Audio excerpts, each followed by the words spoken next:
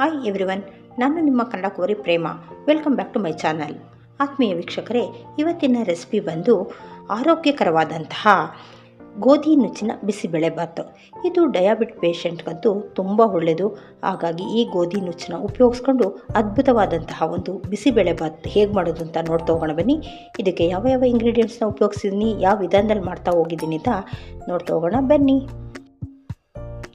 ನೋಡಿ, ಈ ಗೋಧಿ ನುಚ್ಚಿನ ಬಿಸಿಬೇಳೆಬಾತಿಗೆ ನಾನು ಯಾವ್ಯಾವ ಇಂಗ್ರೀಡಿಯೆಂಟ್ಸ್ನ ಉಪಯೋಗಿಸ್ತಾ ಇದ್ದೀನಿ ಅಂದರೆ, 1 ಗ್ಲಾಸ್ನಷ್ಟು ಗೋಧಿ ನುಚ್ಚು, ಅದೇ ಸಮ ಪ್ರಮಾಣದ ಗ್ಲಾಸಲ್ಲಿ 1 ಗ್ಲಾಸ್ ತೊಗರಿಬೇಳೆ ತೊಗೊಂಡಿದ್ದೀನಿ.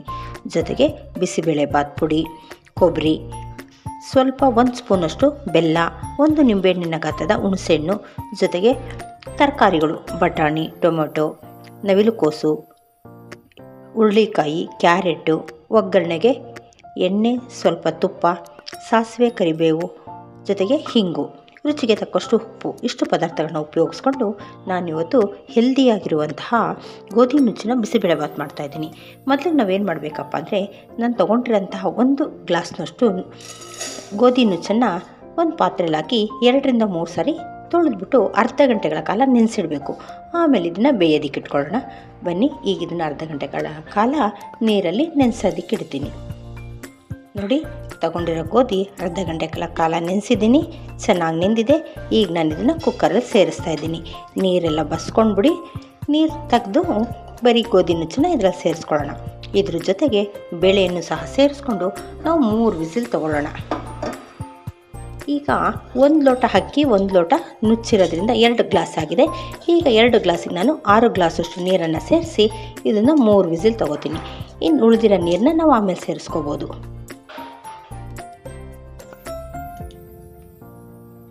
ನೋಡಿ, ಈಗ ಇದಕ್ಕೆ 5 ಗ್ಲಾಸಷ್ಟು ನೀರು ಸೇರಿಸಿದ್ದೀನಿ.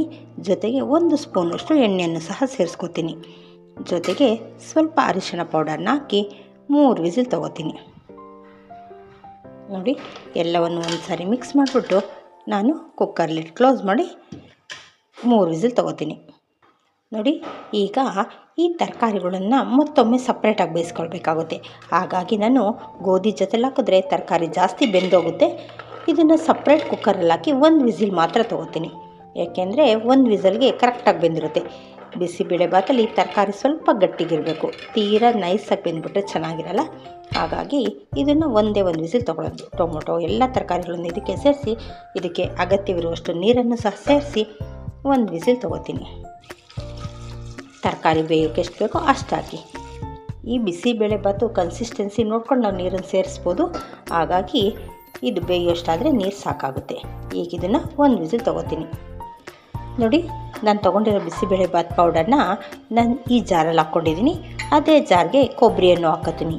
ಯಾಕೆಂದರೆ ಇದನ್ನು ಮತ್ತೊಮ್ಮೆ ಗ್ರೈಂಡ್ ಮಾಡಿಬಿಟ್ಟು ನಾವು ರುಬ್ಕೊಂಡು ಕೂಡಿಸಿದ್ರೆ ಗಂಟುಗಳಾಗಲ್ಲ. ಅದಕ್ಕೋಸ್ಕರ ಕೊಬ್ಬರಿ ಮತ್ತು ಬಿಸಿಬೇಳೆಬಾತು ಪೌಡರ್ನ ಎರಡನ್ನೂ ಸ್ವಲ್ಪ ನೀರು ಹಾಕ್ಕೊಂಡು ಪೇಸ್ಟ್ ಮಾಡ್ಕೊತೀನಿ. ನೋಡಿ, ಈಗ 3 ವಿಸಿಲ್ ಕೂಗಿದೆ. ಈಗ ಲಿಡ್ ಓಪನ್ ಮಾಡಿ ನೋಡೋಣ.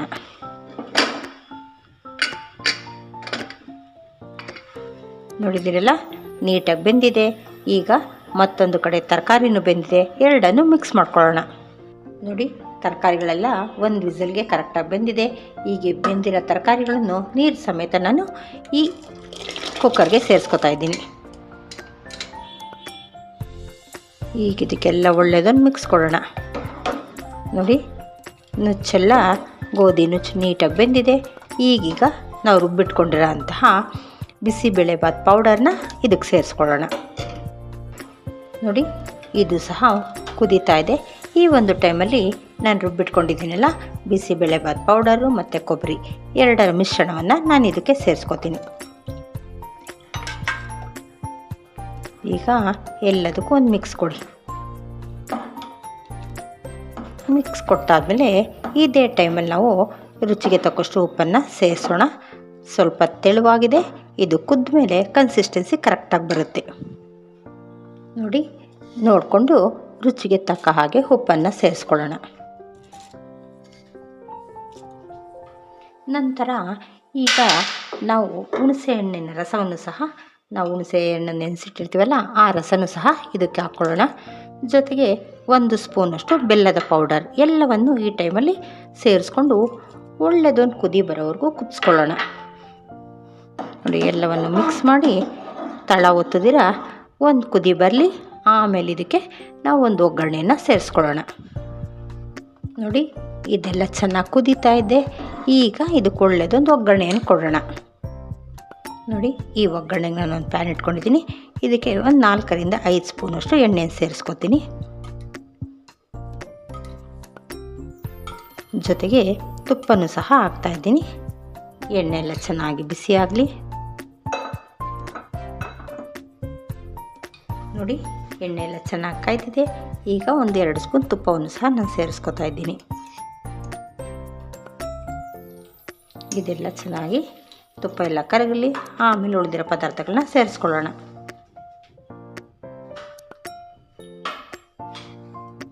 ನೋಡಿ, ಎಣ್ಣೆ ಎಲ್ಲ ಬಿಸಿಯಾಗಿದೆ. ಈಗ ಇದಕ್ಕೆ 1 ಸ್ಪೂನಷ್ಟು ಸಾಸಿವೆನ ಸೇರಿಸ್ಕೊತಾ ಇದ್ದೀನಿ. ಸಾಸಿವೆ ಎಲ್ಲ ಚೆನ್ನಾಗಿ ಸಿಡಿತಿದೆ. ಈಗ 1-2 ಮೆಣಸಿನ್ಕಾಯಿನೂ ಸೇರಿಸ್ಕೊತಿದ್ದೀನಿ. ಬ್ಯಾಡಿಗೆ ಮೆಣಸಿನ್ಕಾಯಿ, ಸ್ವಲ್ಪ ಗೋಡಂಬಿ ಎಲ್ಲವನ್ನು ಸೇರಿಸ್ಕೊಂಡು ಬ್ರೌನ್ ಕಲರ್ ಬರೋವರೆಗೂ ಇದನ್ನು ಸ್ವಲ್ಪ ಫ್ರೈ ಮಾಡೋಣ.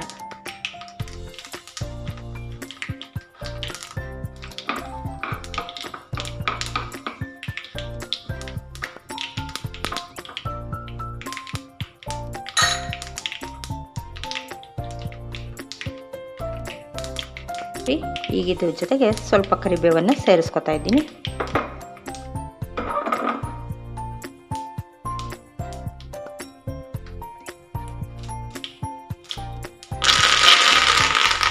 ನೋಡಿ, ನಾವು ಮಾಡ್ಕೊಂಡಿರೋ ಒಗ್ಗರಣೆ ಎಲ್ಲ ಈಗ ಬಿಸಿಬೇಳೆ ಭಾತಲ್ಲಿ ಸೇರಿಸ್ಕೊಳ್ಳೋಣ.